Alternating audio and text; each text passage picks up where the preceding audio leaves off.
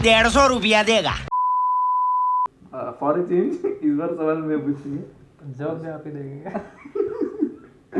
Okay so Neeraj, अगर आपको कोई सवाल पूछा है what are your salary expectation, तो आपका जवाब क्या होगा उसमें?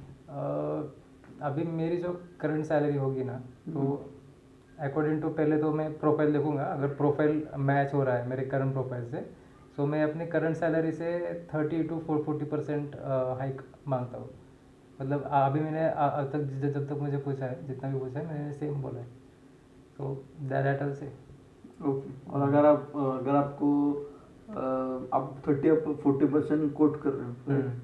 तो आप बेसिकली कर रहे हो 30-40 जनरल ट्रेंड मार्केट का बोल, राइट? सो अब मैं इसमें बोलता हूँ दिक्कत हो जाती है कुछ केस में।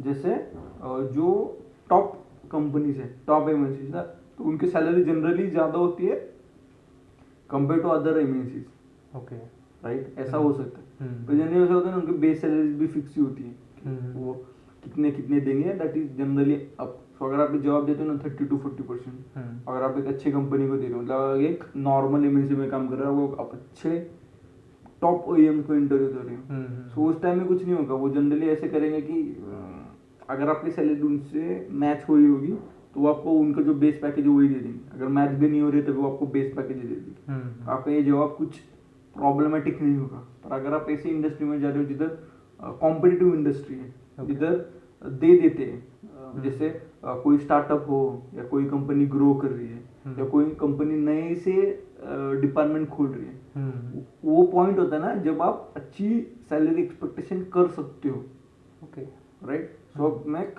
अलग पर्सपेक्टिव देने की कोशिश करूंगा। तो जनरली आपने जो जवाब दिया ना वो सही है कि आपको एक बहुत सारी चीजें ये भी होती है, जैसे अभी आप बोले 30-40%, तो ये अच्छा नंबर है। पर कभी कभी कैसे होता है, पर एक बंदा लगा होता है ना, वो कम सैलरी पे लगा होता है, okay, so if you saying 30-40%, तभी वो नीचे ही रह जाएगा, ओके, राइट? तो 30-40% is it a right answer और नॉट, वो भी एक चीज हो सकती है। अगर आपको लग रहा है आप में स्किल्स अच्छी हैं, आपका एकेडमिक्स अच्छा है, आपका ब्रांड वैल्यू अच्छी चीज है, इवन यू कैन कोट अच्छे भी 50-60% भी आप कर सकते हो, उसमें कुछ प्रॉब्लम नहीं है। बट आपको एक बात बोलना चाहिए कि क्यों आप उतना मांग रहे हो। ओके, हाँ, next question will be the same कि why you are asking for, right? So ये एक चीज हो सकती है। अब मैं ये क्यों बोल रहा हूँ, आपको ना सबसे पहले ये पता होना चाहिए कि हम, मतलब क्योंकि ये सवाल आएगा लास्ट में या ये सवाल आएगा फर्स्ट में, सो इसलिए मैं बार फर्स्ट में बोलता हूँ कि आप पूछो इंटरव्यूअर को कि what are your expectations from me. Okay, अगर आप मुझे ले रहे हो तो at what job responsibility that I will be taking, right? अगर कोई डिपार्टमेंट नया बन रहा है ना, अगर आप अच्छे कॉलेज से हो, अच्छे रेप्यूटेड कॉलेज से हो, सो जनरली ऐसा होता है ना, एक नई टीम बन रही है तो व्हाट दे विल डू, शायद वो एक अच्छा वो मैनेजर ना ले उस टाइम पे, but they will take a senior engineer और a lead engineer from a good college, and that person वो प्रोजेक्ट नहीं हैंडल करेगा, वो टीम भी हैंडल करेगा, राइट? अब इस मूव में क्या हो रहा है, जनरली ऐसा होगा कि अगर एक सीनियर इंजीनियर प्रोजेक्ट से हैंडल करेगा, पर अगर आप ऐसे ऑर्गेनाइजेशन में जा रहे हो जिधर नया डिपार्टमेंट बन रहा है और वो अगर आपके अराउंड टीम बनाना चाहता है, राइट, इट मीन दैट आपकी एडिशनल रिस्पॉन्सिबिलिटी होने वाली है, so you have the right to ask for more percentage, you can give them clarification also, okay, कि मैं सिर्फ काम नहीं करने वाला हूँ, I will be even managing the team, it is almost that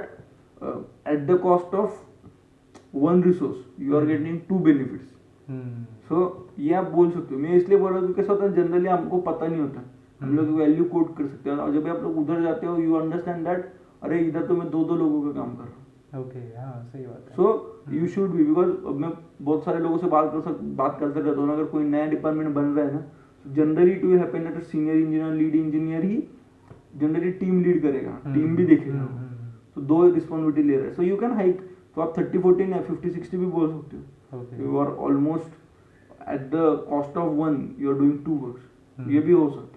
सो वापस ये बहुत इंपॉर्टेंट आ जाता है ना, आप पूछते हो रिक्रूटर को व्हाट आर योर एक्सपेक्टेशंस, और एक एड ऑन बात बोलता हूँ मैं, बहुत बार आप ये भी पूछ सकते हो what is your budget, okay, तो जनरली मैं देखता हूँ रिक्रूटर नहीं बोलेगा, ही विल नॉट आंसर कि मतलब आपने कभी पूछा है ऐसे? मैंने तो नहीं पूछा है कभी। ओके। हाँ। तो जनरली कैसा होता है ना, मतलब मैंने जितने लोगों से बात की, जनरली जो रिक्रूटिंग टीम होती है ना, वो कभी बजट डिस्क्लोज नहीं करती। अच्छा। Even ask for what is your budget. अगर आपको पहले राउंड में समझ में आ रहा है कि their budget is lower than what you have, like अगर आपको दूसरी कंपनी में जाके सिर्फ 10% हाइक मिल रही है, 20% हाइक है, और अगर आप सिर्फ एक इंजीनियर हो, मैनेजर के लिए इवन 10-20% जो गुड है, क्योंकि उनकी सैलरी उस ब्रैकेट में होगी। पर अगर आप सिर्फ एक इंजीनियर हो तो 10-20% हाइक तो कुछ भी नहीं है। So you can even say no, I feel 10 और 20% hike won't be what can say a better prospectus to just make a switch, right? होता है ऐसा, और बहुत बार ऐसा होता है ना, एचआर आपको पुश करेंगे फॉर निगोशिएशन थिंग्स, तो उसमें भी बहुत स्ट्रांग होना पड़ता है कि, और आप ये मत बोलो कि मुझे यही सैलरी चाहिए, आप ये बोलो कि what the value addition you are giving to the company. मतलब अगर आप एक चीज मांग रहे हो तो why you are asking for it, and what is the value addition to them, right? क्योंकि वो बहुत सारी चीजें बोलेंगे, हम लोग ये अपॉर्चुनिटीज दे रहे, वो अपॉर्चुनिटीज दे रहे, but you should have your counter points, what are the values you are adding. जैसे मैंने बोला, ये अगर आप कोई कंपनी में आप लीड करोगे टीम, या कोई नई कंपनी से डेवलप कर रहे हो, आप कोई ऐसे टेक्नोलॉजी जानते हो जो कोई नहीं जानता है, तो उसमें क्या होगा ना, अगर आप नई टेक्नोलॉजी लेके जा रहे हो, उस टीम में किसी को कोई पता नहीं है, then you are the person who is a pioneer there. और जब भी आप कोई कंपनी में जाते हो, आप अकेले काम करते हो ना उस चीज में, आपको बहुत ज्यादा हार्डवर्क करना पड़ता है, तो आपके गाइडेंस के लिए कोई नहीं होता। सो उस स्ट्रगल के तो आप सैलरी ज्यादा ले सकते हो। तो ये कुछ पॉइंट्स है ना मैं जो बोल रहा हूँ, जो बच्चे मिस कर देते हैं एक्सपेक्टेशन के time, they just go for 30-40%। अगर कुछ ऑर्गेनाइजेशन अच्छे भी होते हैं, जो आप मांगते हो ना 30%, दे स्टिल गिव 40-45%। अगर उनको लग रहा है, ऐसे भी ऑर्गेनाइजेशन एग्जिस्ट करते, not so, but if we are working and we are giving our heart out na, I feel we should ask for the salary that what you feel, और then आप निगोशिएट कर सकते हो। और मैं ये भी बोलूँगा, जनरली मैंने ये भी देखा है ना कि always give the like high value. अगर आप 40% वैल्यू देते हो तो निगोशिएशन जनरली होगा, राइट? तो शायद वो 40 से 30 हो जाए। अगर आप 30 ट्राई स्टार्ट कर दो ना, वो शायद 20 हो जाएगा। So try to be on 40, and just, and if you feel ना लाइक, इसमें भी वापस बहुत सारी सिनेरियो आ जाते हैं। अगर आपकी अभी सैलरी अच्छी है, you are earning good amount of money, मतलब आपकी फैमिली के एक्सपेंसेस जाके आपकी सेविंग भी अच्छी हो रही है, राइट? अब सेविंग अच्छी का सबका डेफिनेशन अलग हो सकता है। कुछ लोगों के लिए 20,000 भी सेविंग अच्छी होगी, कुछ लोगों को 1 लाख भी सेविंग कम लग सकती है। I don't know, that depends on सबके पर्सपेक्टिव। सो अगर आप उस अच्छे फेज में हो ना, सो उस टाइम ट्राई करो कि सैलरी में आप ज्यादा निगोशिएट मत करो, don't be on back foot, try to be on front foot. और ऐसे भी नहीं फालतू का फ्रंट फुट पे, आप यू शुड बी अवेयर कि आपके कौन से वैल्यूज है, और आप वैल्यू ऐड कर रहे हो। You are not just asking for money, but you know that you will be adding value to them, right? तो जनरली जो है बजट दिया जाता है जब हम नौकरी पे अप्लाई करते हैं, तो 3 लाख to 4 लाख जो भी है, तो इन दैट केस अगर उतनी सैलरी है मेरी पहले से, तो ज़्यादा बढ़ा के देने की तो होप तो रहते नहीं। तो फिर भी हम लोग अप्लाई कर देते हैं कि भाई देते कि नहीं।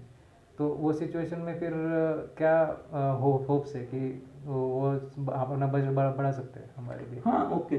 तो एक्चुअली कैसे होता है ना, ऐसा होता है कि बजट इतना फिक्स नहीं होता कि अगर मैं कोट कर रहा हूँ 8 लाख, तो 8 लाख की कोट है।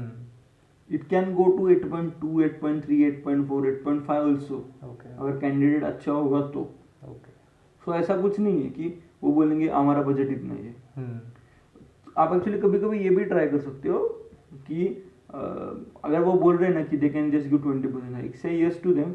आप आगे जाओ इंटरव्यू में, see how does the process goes. अगर आपको सचमुच लग रहा है ना वो प्रोफाइल है अच्छा, जिसमें ग्रोथ है, और अगर वो प्रॉमिस कर रहे हैं ग्रोथ, जैसे कुछ कंपनीज उनके स्टार्टिंग फेज में होती है, या कोई स्टार्टअप हो, तो शायद वो उस टाइम आपको उतनी सैलरी ना दे सके। पर अगर आपको लगता है इस मतलब वो जो कंपनी जिस डोमेन में काम कर रही है, that is a domain that will be growing, then I feel you should go even at the 20% also, because दो बात हो रही है, we should always focus on value addition, खुद में भी और उसमें भी। अगर आप एक ग्रोथ कंपनी में मिल रहा है, जैसे अभी बहुत सारे, जैसे डेटा एनालिसिस एक चल रहा है, तो आप I feel data analysis skill है जो आपने ऐड इन करनी चाहिए। तो अगर आप कोई कंपनी में जा रहे हो जिधर डेटा एनालिसिस स्किल वो आपको सिखाने वाले हैं या आप उसके रिलेटेड कुछ काम करने वाले, then go into it. Okay. जैसे अभी बहुत सारे डोमेन है, जैसे एक डेटा साइंस का चल रहा है, अगर उसमें आपको जरा भी काम मिलने वाला है, then I will say go in it. अगर आप बोल रहे हो इलेक्ट्रिकल व्हीकल्स में, then I will say go for it. Air pollution कभी अच्छा चल रहा है, रिन्यूएबल में अगर उसका कुछ काम मिलने वाला है तो आई will say go for it in fact getting 20%, because आपको ना गेज करना पड़ेगा कि आगे मार्केट किधर जा रहा है।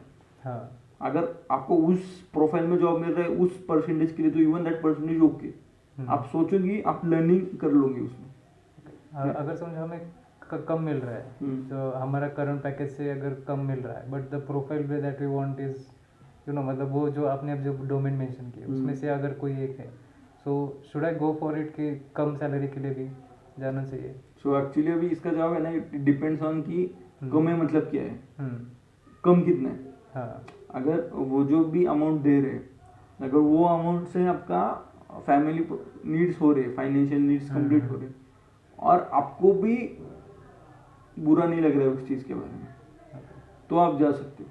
नहीं, मैं इसलिए पूछ रहा था क्योंकि अगर समझो वहाँ पे कम सैलरी मिल रही है, तो ऐसे उसके जो इंक्रीमेंट के चार्जेस है वो भी कम ही रहेंगे, मतलब इंक्रीमेंट मिलेगा तो भी उसको बहुत टाइम लगेगा। सो जो अभी मेरी सैलरी है तो वो सैलरी पे जाने के लिए बहुत टाइम लगेगा, तो उतना टाइम जो है बहुत वेस्ट हो सकता है। नहीं, वही बात है ना तो कि मैं इसलिए बोला कि इट डिपेंड्स कि आपका विजन क्या है, राइट। अगर आप अपना करियर पिवोट कर रहे हो, तो ऐसा हो सकता है कि जनरली आपको वही सैलरी मिले जो आपकी अभी हो, या कम भी मिले। पर अगर आप करियर पिवोट कर रहे हो और आपका लॉन्ग विजन है कि मुझे इसमें ही रहना है, then you can go for that low salary. पर मैं एडवाइस करूंगा, थिंक प्रैक्टिकली कि वो सैलरी से आपकी फैमिली नीड्स जो भी हो, आपका EMI हो या कुछ, वो मीट हो रहा है या नहीं, राइट। फिर उस तरह से डिसीजन लेना चाहिए। I feel will have a separate video जिसमें हम लोग शायद ये डिस्कशन करें और हम कुछ सिनेरियो डिस्कस करें। अगर आपको वीडियो पसंद आई है तो लाइक करो, शेयर करो, सब्सक्राइब करना भूलिए मत। आपके जो भी फैमिली फ्रेंड्स हैं उनके साथ ये वीडियो ज़रूर शेयर कीजिए, और उन्हें भी लाइक करने के लिए बोलिए, सब्सक्राइब करने के लिए बोलिए और शेयर करने के लिए बोलिए। और अगर आपको सचमुच कंटेंट यूजफुल हो रहा है तो फॉरवर्ड कीजिए, सो दैट ये मैक्सिमम लोग जॉब के लिए सर्च कर रहे हैं या जो जॉब स्विच करने की कोशिश कर रहे हैं उनके लिए ये फायदेमंद